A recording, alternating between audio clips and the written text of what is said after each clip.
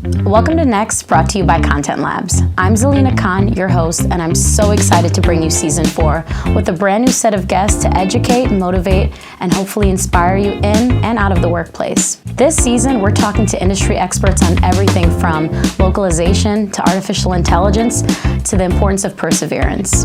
Let's dive right in.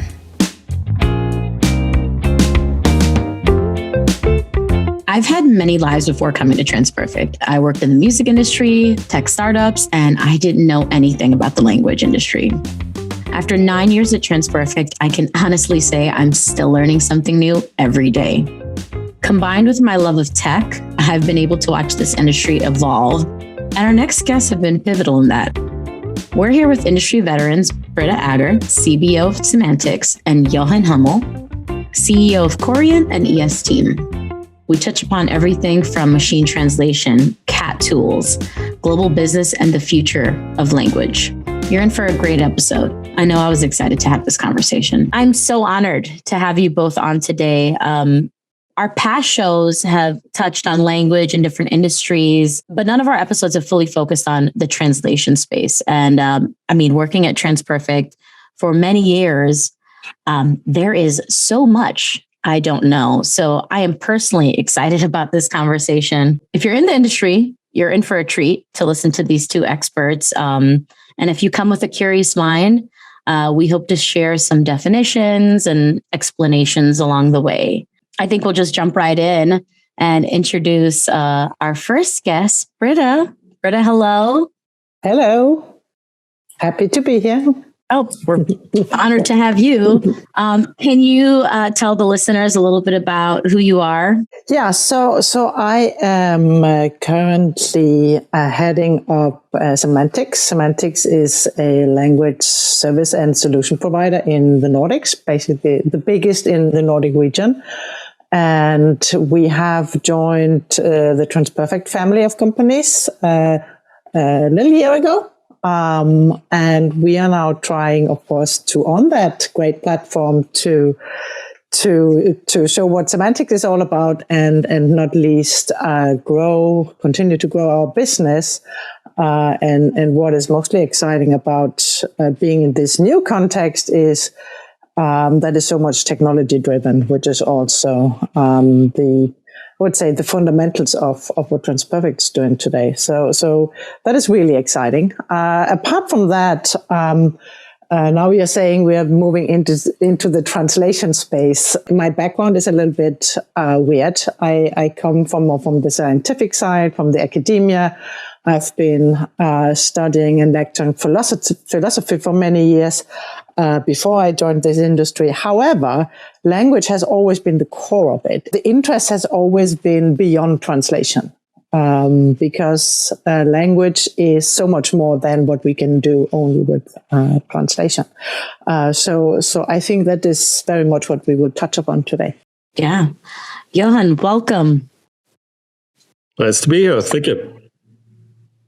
Can you tell the listeners a little bit about yourself? Yeah, sure. I'm currently CEO of two companies, Esteem and Corian. Corian deals with multilingual knowledge management. Esteem is a language technology company. And I'm a serial IT entrepreneur doing this already for a few decades. Most people in the language industry know me as founder of Trados. I founded Trados. I'm also a software developer by background. So I developed the flagship product and established translation memory as the standard way of doing translations. And sold the business about almost 20 years ago now. And I live in Berlin, have 3 kids, and very happy to be here and share my thoughts about where the translation industry is going, because a lot has changed since Trados, but not really in the daily work of translators there. I think things have been a bit stable, a bit too stable. Glad to talk about here in this session about what the future has for us. So how I ended up at TransPerfect was just very, didn't think I was going to be here. It's opened my eyes to so many things, even 9 years later. How did each of you get involved in the language industry? I mean, I sometimes I think that I kind of ended here, and many people say they ended up here for some reason. But when I think back, there's a clear red thread. I have always been fascinated by language as the means for humans to understand. So I mean, for me, language is inherently human. In the sense of that we cannot understand anything in the world without having a concept of it. And we can also not communicate. We cannot connect with anyone else without language, essentially. And this is, as far as I can think back, has been my passion in some way. And for our business, for our customers, is how language is really creating meaning and as we talked about, also knowledge for that. As I said, we are not only in the translation or localization business, but we are actually enabling a business in a way that it's basis for decision making, it's growth, it's prosperity for our public sectors. It's a basis of democracy, basically. I mean, I think, very, very big words, but I think essentially that is a driver that has fascinated me in throughout all those years. I grew up in Stuttgart, and that's where IBM had its German headquarters. IBM was one of the first companies, if not the first company, localizing their products on a big scale, and they were looking for freelancers who had, let's say, some basic English knowledge and could deal with software. And I was not a computer kid, but let's say a computer teen or twin. Spent some time in the US, so I thought, here I am, I can do that. And that's IBM was at that time a bit like Xerox, very innovative. They had all this cool stuff like XML and laser printers and screens and whatever. They had all the cool stuff. And also, they were using the grandfather, I would say, of translation memory systems, but they always had it in a way that it was way too expensive, too complex. Not really marketable. And I saw this and I understood the concept and said, with the PC now and with the development tools available, why don't I develop such a tool in a way that it actually can be used by freelance translators? And that's how Trado started. The rest is just history. I think before we get into any of the topics, how do you two know each other? Yeah, I think, I don't know, Jochen, if you have the same experience, but my first experience is that we actually met at a conference, an industry conference, where I first heard Jochen giving actually a speech about the language industry, and he already moved on and moved beyond translation, so to speak, after selling Trados, and then we started working together, because there's something that has always stuck with me from the first time, basically, Jochen, that I spoke to you, is that you had this, that what you're doing now is it's more for analysts, you said, and what you were interesting is to elevate strings to meaning, so that we go from language or from a word to actually meaning and context. And this is something that Jochen is working with today, and this has stuck with me from the very beginning. And then, this industry is rather small, so. Then at some point, Jochen actually contacted me for an opportunity to work together on a very large contract for a European institution, where the task was to both have the software part, but also the human part. And even if we were I think we punched up our weight at that time to pull this off, but we managed to win this very big contract, and then we have been working together ever since. So we've worked now, how long? Almost 8 years, very closely together. And one thing I understood a bit too late in my career, I should have done this or understood this much earlier, is that I was always a tech guy and said I'm selling technology and services done basically by my customers. It's great that you both have been able to collaborate and work on multiple contracts and projects together. What are some of the things your clients look for, ask for when they come to both of you for solutions? Selling technology is getting more and more difficult because technology moves fast, it's complex, and many companies have a hard time buying technology because just to spec something out already requires certain know-how, which for many companies and customers is hard to get. So what customers actually are looking for is a solution where services is always a part of. And so I'm very glad to have with Britta and her organization a partner where we can, as a consortium working together, provide a full solution and play, let's say, our technical but also organizational strengths and for providing complete solutions, end-to-end solutions for our customers. So Britta, you brought up semantics. Jochen, you brought up Corian. How has semantics translation and interpretation services intertwined with Corian? I think, as we just mentioned, we are working on, I would say, contracts, but also projects together. And then what we are working very closely on is to somehow also work on, let's say, new business models or delivery models as such. So that is the basis of what we're doing together. So it's not only servicing a specific customer need, but also always work on the improvement and the innovation of what we can do together, because this is what we clearly see also for the future of our industry, that we want to go beyond that. There's something that we can unlock in the way that we work together. I know CAT tools play a large role in machine translation, and other translation technologies have emerged from this. But for our listeners who are not that familiar with the language industry, can you please give a definition of what CAT tools are? Stands for computer-assisted translation, and they are CAT tools. It's a product category which I think I helped to define and establish. And CAT tools, computer-assisted translation, is positioned against machine translation. So in machine translation, a machine translates. So English text in, German text out.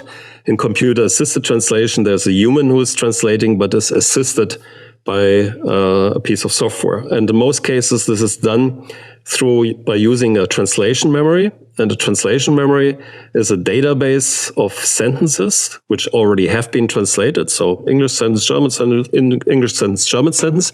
And whenever there is a sentence which already has occurred before, which of course with documentation happens very often, then that sentence is translated automatically. And if not, well, maybe then there's a similar sentence where just a word has been changed, a so-called fuzzy match, well, then that's retrieved. And then it's much easier, of course, to change then this one word, than doing it from scratch. And that approach, computer-assisted translation, working with a translation memory, plus in the supportive role, a terminology base, that has been the model for the last 25 years. Trados being the first product, and the products who came later more or less followed that model. So that model has never been really challenged. And that model also created the business model of the industry. So the industry works with the unit word as the main unit, and then you have a certain price for a word which is a 100% match, a fuzzy match, or a no match. So that's the currency of the industry, the price metrics, how the whole industry has worked. So you mentioned this model has been used for 25 years. A lot has changed since then. Computers are many magnitudes of orders more powerful, and certain advances have been made in AI and other areas. So that I think it's about time to rethink this whole model, to rethink that process, because translation memories also have introduced quite a few problems, quite a few challenges in terms of data management, in order to keep them clean. Also, these segments, they're taking out of context, so even a 100% match needs to be reviewed. text changes, terminology changes. These changes, of course, are then not reflected in the translation memory. So there are quite a few issues which translation memories introduce to the process. And at the same time, machine translation has become better and better and has seen such a jump in quality that by now it's about time, and I'm saying this already for a couple of years, to rethink these processes. And maybe CAT has seen its zenith and should be sunsetted and replaced by a different way of doing things. Ooh. Oh, yeah. So as a big believer in technology driving this industry, do you think translation will eventually solely depend on machines, or do you see the need for always some sort of human involvement? What I'm talking about here is, in my opinion, kind of a disruption, and I don't like that word very much because it is pretty aggressive and hyped and overused. Machine translation claims to have achieved human parity. And most people, of course, would challenge that and say, no. How can be a machine as good as a human? But they ask the wrong question. They define human parity as being as good as a human, which a machine in most cases still is not.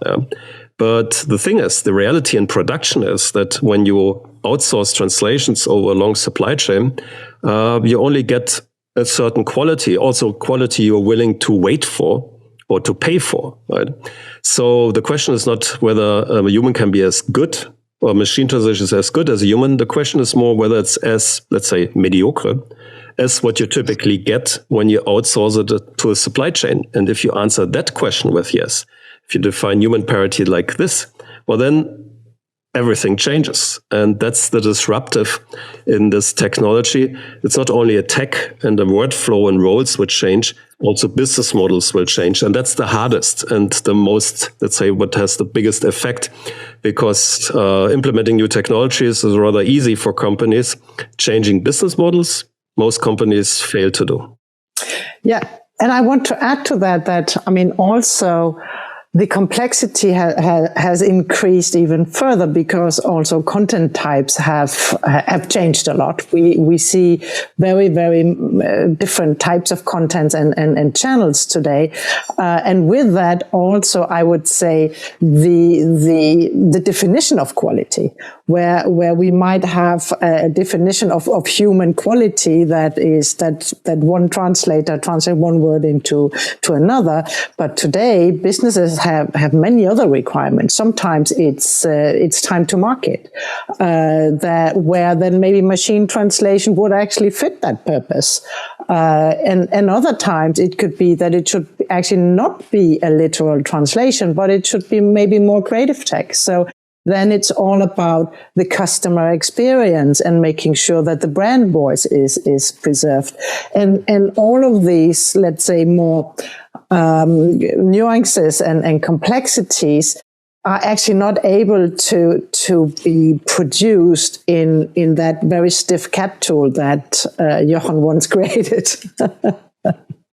There's a misconception that NMT is augmented. For those that don't know, NMT means neural machine translation. The way it works is that the program's neural network encodes and decodes source text. Very heavy. Can you both explain how language service providers are pitching NMT to their clients? Yeah, so this concept of augmented translation, that's what the industry is putting forward. And there's a nice graphic which puts the linguist literally, figuratively, in the center.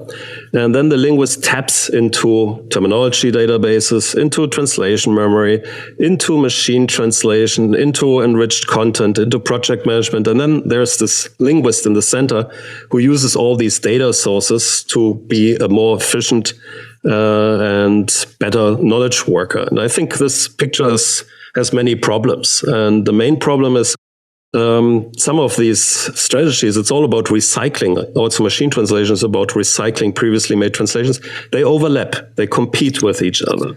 And also the client, so the software interface a linguist is then using to tap into all these sources becomes very, very complex. If you look at a modern CAT tool, it looks like a developer studio from a software developer. You need a huge screen, you have all kinds of windows opens. So very complex. So what do you think, how many people in the world can handle that kind of complexity? A couple of 10,000 translators, but that's about it. They're very productive, but they do this all day long. The recycling strategies are overlapping. And you are very limited because there are only so many linguists who can deal with this complexity. We believe that it would be much smarter to actually not put the linguist into the center, but take the linguist at least out of doing words. And instead have a workflow where you first recycle content, not with a translation memory, but by recycling larger chunks of content which are in context and therefore safe recycling and can be locked. The rest you machine translate. Then you try to measure the quality. And if the quality is, as Britta mentioned, for certain types of texts, is fit for purpose, you're done. No linguist required. You're done. Yeah? If not, well, then there will be certain segments which do not match this criteria. Well, then what you want to do is to look at these and not at everything. And to look at these, but then also have the system telling you why you should look at these. Maybe there's a wrong term, or maybe a named entity has missed, or maybe something just looks fishy because the source sentence was 20 words, the target sentence is 5 words, whatever. But then you are, instead of going through the whole text and have all these windows, instead you are like reviewing a contract, a red line contract. You jump from issue to issue, system tells you why, and then you're done. Now, of course, the question, when I tell this in a conference, people always stare at me and say, well, what does it mean? Am I out of job now? Yeah? Do you tell me I can go home? Well, no, because in order to do all this, AI needs to be trained. Workflows need to be built. Multilingual knowledge needs to be created. Data and repositories need to be curated. So there are new roles for linguists. And the nice thing is these roles require much more knowledge and have a multiplier, because you can only do so many words. Even with Trados, you can only do so many words a day. But if you set up a system to work for you and process words, then you will multiply your knowledge. You train your knowledge, you keep your knowledge, you put it into a system, which is, I would say, arguably much more fun, but also much more productive. So there are new roles for linguists, which are, let's say, much more interesting, create a much higher value, and therefore also should be much better paid. And to add to that, again, from a quality perspective, we believe that this is actually the way to ensure and even enhance quality, because it is all about also feedback loops in this and measuring throughout. So what machine translation in many instances still is, and actually also new machine translation, it's still a black box. If you just put everything into that, you don't know really what's coming out of it. But if you have a process like we described, then you will have a constant feedback loop and also understand what the quality is and where the issues are. You brought up products, and I immediately thought of the retail industry and, the blow it took in the last couple of years. How has the pandemic impacted your industries? Good question. Of course, it was driving e-commerce for a while. Yeah. So I've just a while ago seen a presentation where somebody said that the pandemic actually accelerated e-commerce by 5 years or so. I thought that sounds cool. But recently I read, it's kind of falling back into its old path. So it advanced 5 years and it jumped back 3 years. So I don't know whether the pandemic really had a big or lasting effect on these kind of use cases. Yeah, I agree. In general, in our industry, we say that, we have been lucky. I also want to highlight, as Jochen also stressed, is that I think the biggest changes is more from a almost societal level that digitalization per se is something that nobody can deny anymore, and of course in some markets more than others.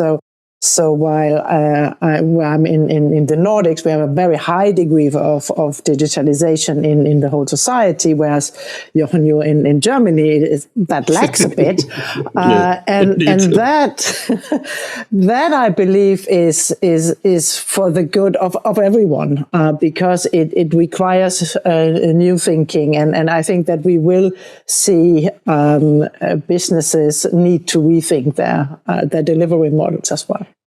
Jochen, you mentioned linguists,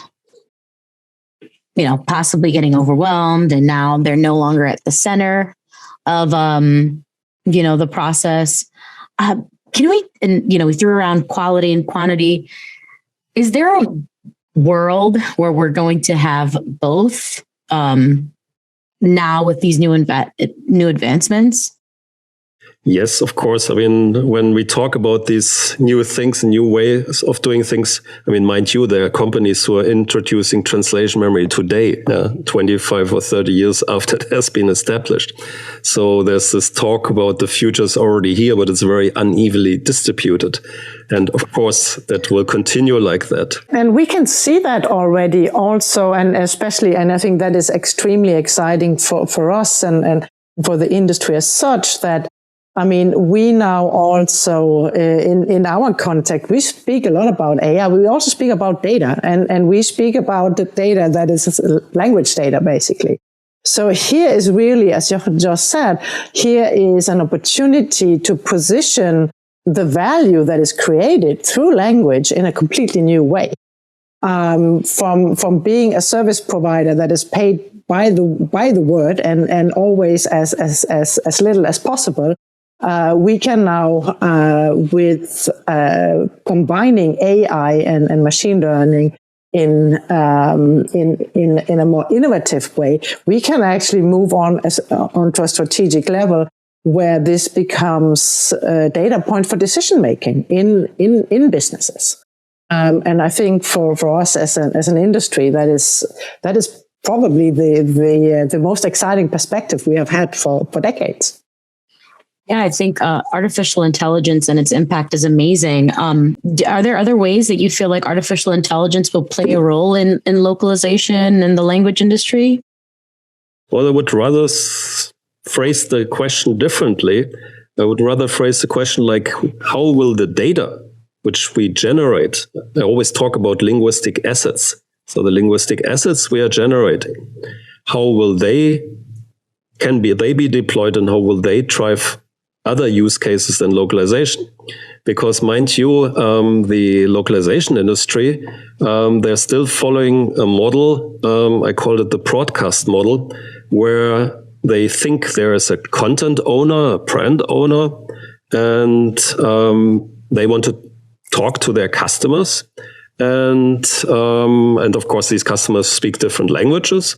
And so we are helping them to talk to their global customer base. So take the tagline of AWS, take global content and ideas further. Or it's perfect. Deliver our clients' messages all over the globe. Or we localize, transform your content and data to capture business worldwide. It's always the idea that we are helping clients to deliver their message, their content, to broadcast it globally.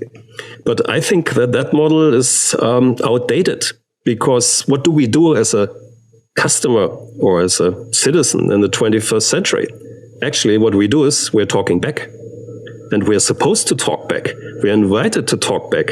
So we're not supposed to call somebody or get an agent if we have a problem. No, we get a form, and then we type in our support problem, or we have to talk to a chatbot. And if we don't get the problem resolved, then we go on social media and complain and whine. So yes, we are talking back. So it's not about broadcasting content anymore. It's about communication, and communication goes both ways.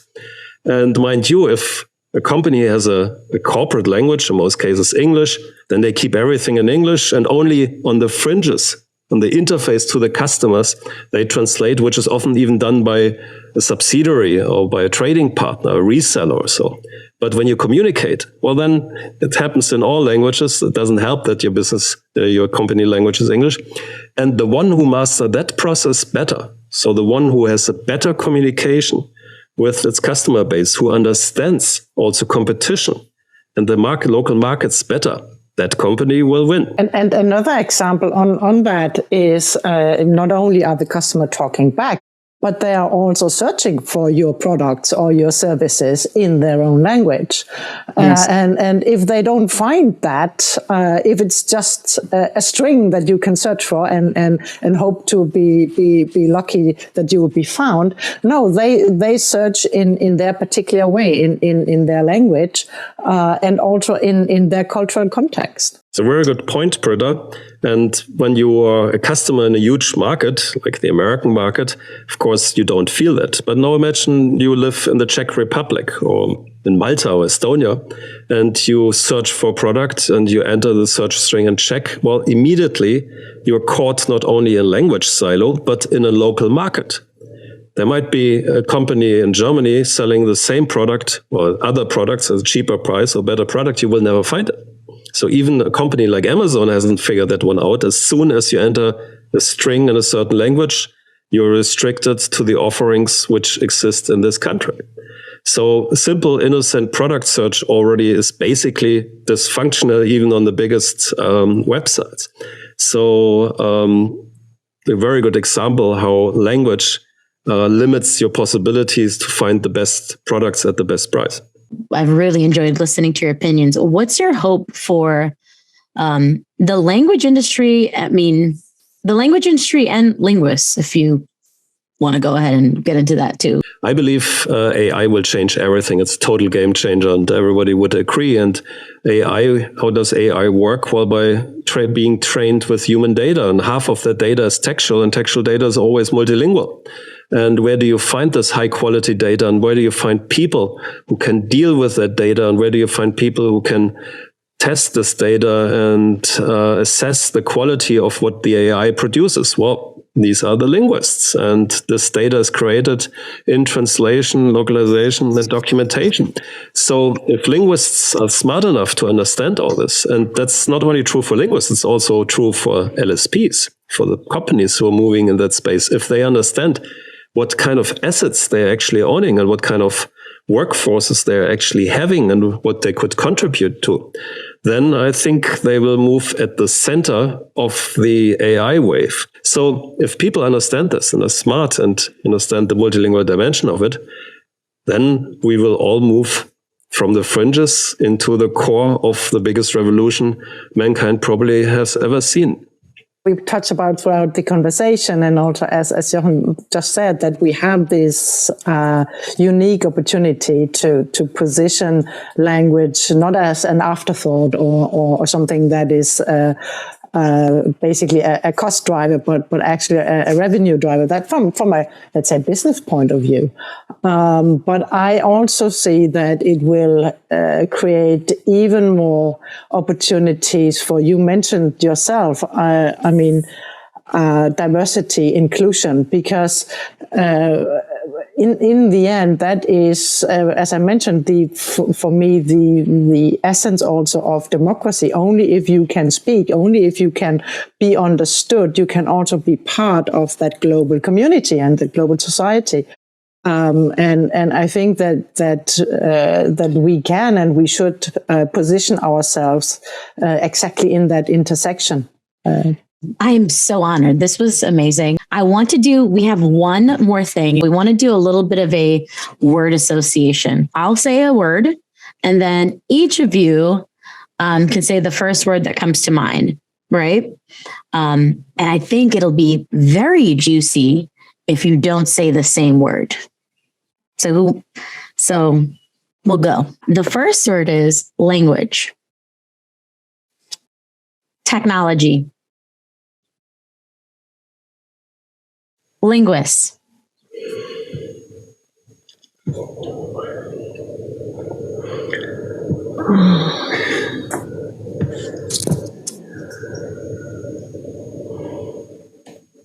Your face, Jochen. I know you have something there. I'm not sure if you're frozen or if you're really just thinking. Maybe I should say hero. Translation. Machine. It's got to be the first word, Britta. The first word. I always say, don't talk about the T word. I could take that as an answer. Good. Clients. Success. Global. Localization. Industry. Workflow. The last one is knowledge. System. Meaning. This was fun. So if people would like to connect with you both, how can they do so? Yeah, I mean, find us on our website, Twitter. Yeah, I'm of course also on LinkedIn, but also on Twitter. I'm typically used by clear names, so very easy to find. Like I said, thank you so much. This was amazing. Thank you. That was fun indeed. Language is knowledge. It's at the core of everything we do. I mean, we wouldn't be able to connect with one another without it. The work is meaningful. We're able to deliver content to clients all over the world in every industry possible. With technology as a disruptor, the industry is evolving, and it's going to continue to evolve as customers' needs change and grow. I'm excited to see where it's all heading. I encourage you to connect with Britta and Jochen on LinkedIn and Twitter to continue the conversation and stay up to date, as I'm pretty sure these two will be a part of the changes to come. Before I go, I'll leave you with a quote by Rita Mae Brown. Language is the roadmap of a culture. It tells you where its people come from and where they're going. Until next time. If you made it to the end of this episode, thank you for listening. Make sure you hit the like button and follow us wherever you get your podcasts. If you have a question, comment, or suggestion, we'd love to hear from you. Email us at nextpodcast@transperfect.com or visit our website at nextpodcast.transperfect.com. Support for this podcast comes from TransPerfect, a family of companies providing language and technology solutions for global business.